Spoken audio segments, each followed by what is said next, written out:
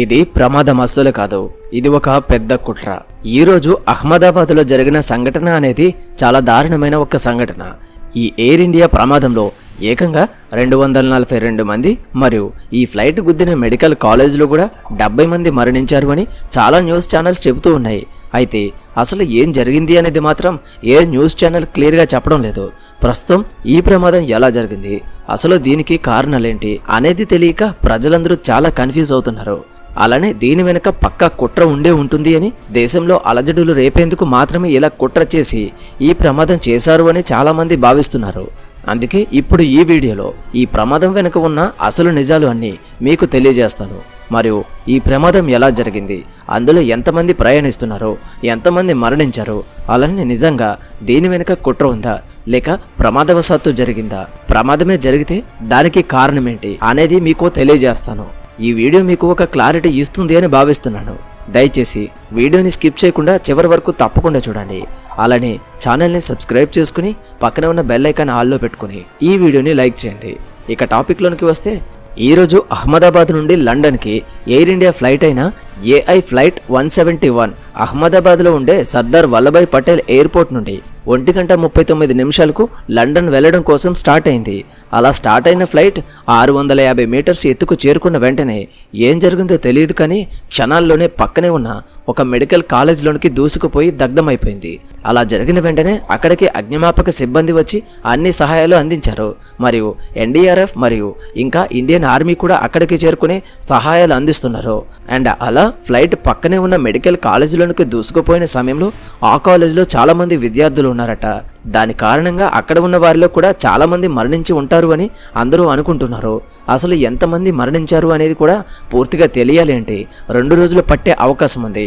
అంత దారుణంగా ఈ ప్రమాదం జరిగింది. ఇక్కడి వరకు బాగానే ఉంది కానీ ఈ ఫ్లైట్కి అలా జరిగిన వెంటనే అందరిలో చాలా సందేహాలు మొదలయ్యాయి. అది ఏ విధంగా అంటే, అందులో ముందుగా ఇది కేవలం అలా ప్లాన్ ద్వారానే జరిగింది అని. దానికి కారణం మన దేశం నుండి మరొక దేశానికి, అది కూడా లండన్ లాంటి దేశానికి వెళ్లే విమానాన్ని ముందు అన్ని విధాలా చెక్ చేసి ఎలాంటి సాంకేతిక ఇబ్బందులు లేవు అని నిర్ధారించి ఎన్ఓసి ఇవ్వడం జరుగుతుంది. అలా అయిన తర్వాత మాత్రమే ఫ్లైట్ గాల్లోనికి లెగుస్తుంది తప్ప ఎలాంటి చిన్న టెక్నికల్ ఇబ్బంది ఉన్నా సరే ఆ ఫ్లైట్ని పైకి లేచే పర్మిషన్ ఇవ్వరు. కానీ ఇప్పుడు జరిగిన ఈ ప్రమాదంలో టెక్నికల్ ఇష్యూస్ ఉండడం వల్లే ఈ ప్రమాదం జరిగింది అనడం జరుగుతుంది. కానీ అది అసలు కరెక్ట్ కాదు. దాని కారణంగానే ఇప్పుడు అందరిలోనూ చాలా సందేహాలు మొదలయ్యాయి. అయితే మరొక వైపు కొన్ని వీడియోస్ సోషల్ మీడియాలో వైరల్ అవుతున్నాయి. అందులో ఈ ఫ్లైట్ టేకాఫ్ తీసుకున్న వెంటనే కొద్ది దూరం వెళ్ళగానే అక్కడే ఉన్న ఒక చెట్టుని అది ఢీ కొట్టినట్లు చూపిస్తూ, అలా చెట్టును ఢీ కొట్టడం వల్లనే ఫ్లైట్ వెంటనే కూలిపోయింది అని చెప్పడం జరిగింది. అది కూడా ఒక ఫేక్ న్యూస్ గానే కనిపిస్తుంది. ఎందుకంటే ఈ ఫ్లైట్ నడుపుతున్న కెప్టెన్ సుమిత్ సబర్వాల్ మరియు కో పైలట్ క్లైవ్ కుందన్ చాలా అనుభవం ఉన్నవారట. ఎంతో కాలంగా వాళ్ళు ఈ ఎయిర్ ఇండియాలోనే వర్క్ చేస్తూ ఉన్నారు. అలాంటి వారు ఎప్పుడూ లేని విధంగా ఈ రోజే కేవలం ఒక చెట్టును ఢీకొట్టి ఫ్లైట్ కూలిపోవడానికి కారణం ఎలా అయ్యారు. ఇక్కడ మనం గమనిస్తే ఎప్పుడూ లేని విధంగా చాలా అనుభవం ఉన్న వ్యక్తులు ఫ్లైట్ని తప్పుగా ఎలా నడుపుతారు. అలా నడిపే ఛాన్స్ అస్సలు ఉండదు. అండ్ చెట్టును ఢీకొట్టింది అనడంలో కూడా అర్థం లేదు.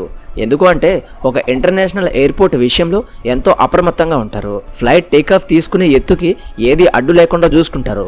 కానీ ఒక చెట్టు అడ్డు వచ్చి ఇలా జరిగింది అని చెప్పడం ఎంతవరకు కరెక్ట్? ఒకవేళ చెట్టే అడ్డు వస్తే సర్దార్ వల్లభాయ్ పటేల్ ఎయిర్పోర్ట్ అథారిటీ వాళ్ళు బాధ్యత లేకుండా ఉన్నట్టే.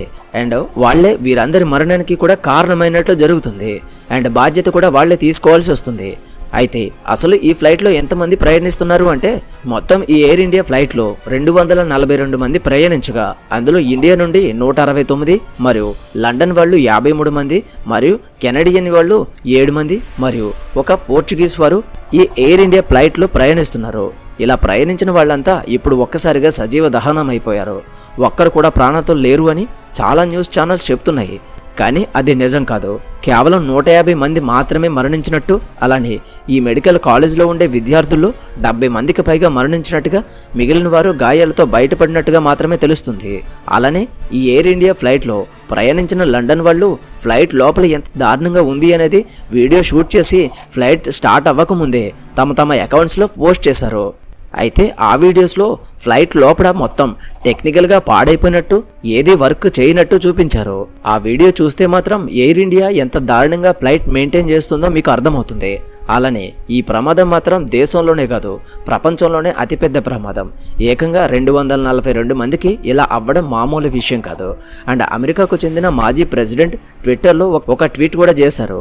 అదేంటంటే ఇండియా మీద చాలా పెద్ద కుట్ర జరుగుతుంది అని. వీటన్నిటిని చూస్తే దేశ నాశనం కోసం నిజంగానే ఏదో కుట్ర చేస్తున్నారు అనిపిస్తుంది.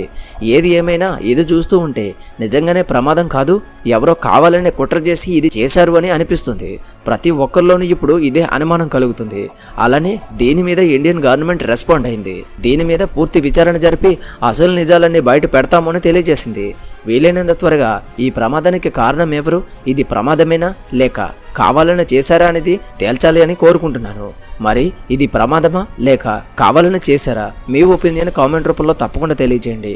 అలాగే ఇంకా మరిన్ని మంచి వీడియోస్ కోసం ఛానల్ని సబ్స్క్రైబ్ చేసుకుని పక్కన ఉన్న బెల్ ఐకాన్ ఆల్లో పెట్టుకోండి. అలాగే ఈ వీడియోని లైక్ చేసి ప్రతి ఒక్కరికి షేర్ చేయండి. మళ్ళీ మరొక మంచి వీడియోతో కలుద్దాం. Until then thank you, bye, జై హింద్.